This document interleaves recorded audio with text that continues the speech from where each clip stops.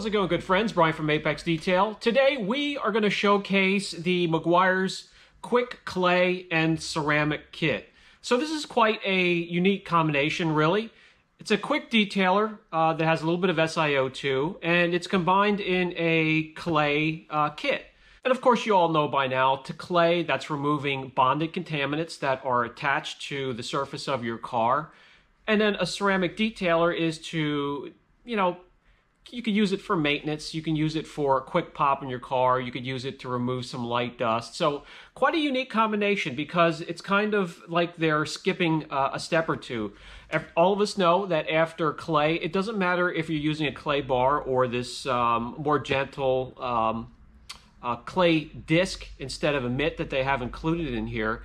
There still is a chance for marring, and we will test that a little bit later in the video. So a unique combination and kit, and we'll go over that. So without further ado, let's get this video started. The Meguiar's G200200 hybrid ceramic quick clay kit is around $30, depending on where you look. You can get the ceramic detailer on its own for about $17.99. The synthetic clay pad is made to remove overspray, fallout, some brake dust, tree sap, bonded contaminants to the paint. And that teamed up with the Quik detailer will lay down a little bit of protection after you're finished. I'm just not so keen because that skips the step of polishing after you clay your car. So the best way to find out if your car needs to be clayed is to just grab a plastic bag, sandwich bag, anything works like that. Place it over your hand and gently run it down the side of your car. And the area I'm working right here is normally where you have the most fallout. So if it needs to be clayed, grab the clay disc, synthetic, and run it under water and rinse it out. It can get dirty through shipping, and that synthetic rubber is very sticky. It's going to pick up a lot of grit. So you want to spray it with the Quik detailer before you head over, and then mist the panel that you're working on with the Quik detailer and gently rub the disc back and forth on the panel, and that will dislodge bonded contaminants. Now this isn't an aggressive way to clay your car.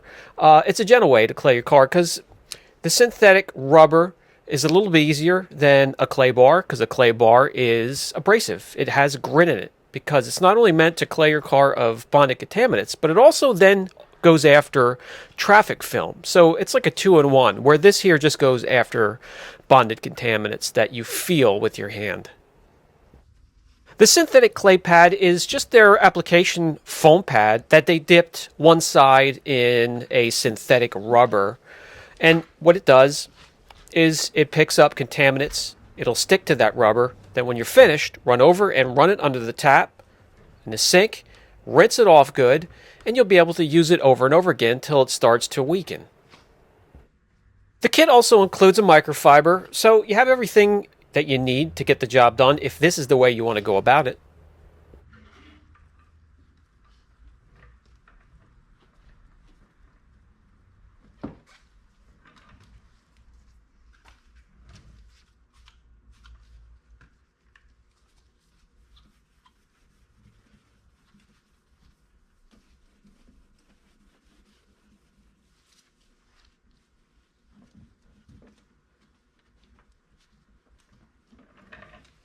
And that's it. So let's take a closer look at this synthetic clay disc. And then, like I mentioned, it's just an applicator dipped in a synthetic rubber.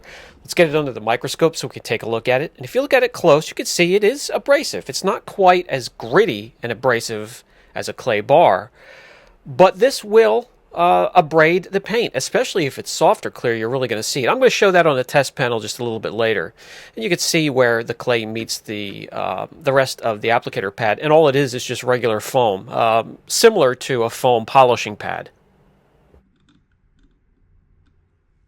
Okay, now let me show you a fine grade clay bar, and we'll get this under the microscope, and you're going to see it's just a little bit more gritty, and it easily captures more dirt within the clay, and you're also dragging that along the paint with the grit that they have in the bar, and that's where your abrasions come from. It has to be polished out in both methods. Because it seems in theory that the clay bar would abrade the paint so much more than the clay disc. Let's put them side by side on soft Subaru paint here on this hood. I'm going to put a line tape right down the middle of this little polished area.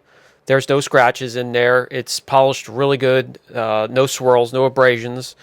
We will put a little bit of lubrication, which is water. It's a good natural lubrication, and run the clay disc up and down 5 times over that area. And then we'll grab the clay bar and do the exact same thing in its side.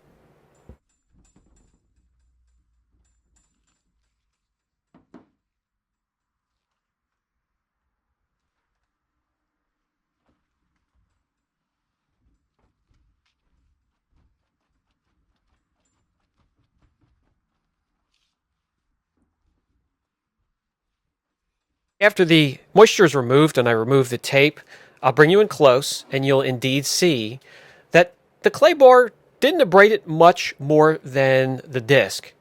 But the important part is they both did abrade the soft paint. So polish by hand or by machine is going to be needed after you clay your car. Simply put. So skipping to the protection part, that's completely up to you. I can't recommend it. Let's get to the Quik detailer. That's a different story. It's a nice Quik detailer. You can do it 2 ways. Spray it directly on the panel, spread it out with the microfiber, flip over the microfiber to the dry side, buff it to perfection. Or you can spray directly into the microfiber, spread it on the paint that way, spread it out, flip over the microfiber, again to the dry side, and buff to perfection. Both ways, quick and easy, no streaking, even on dark colors, and it's nice and slick. Afterwards, I will test to see if it's anti-static, does it track dust, or help with dust and pollen in the spring and the summertime. But I can tell you, it makes this silver, champagnes, whites, they're hard to make pop. You have to put a little bit extra effort into those colors. And this Quik detailer does a great job to boost gloss. How much? Well, we'll find that out when we get to the test panel. So here is the test panel. I properly prepped it beforehand, and we have an area masked off. Let's get some gloss meter readings before we apply the product. Then we'll get some after, see how much the gloss has jumped in that area.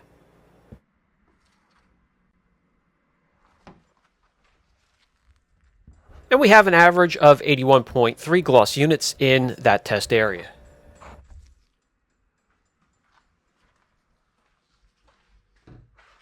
Okay, application, it's going to be 2 layers as usual in my testing anyways. The first, I'm going to just spray it directly onto the panel. And for the second layer, I'll spray directly into a microfiber.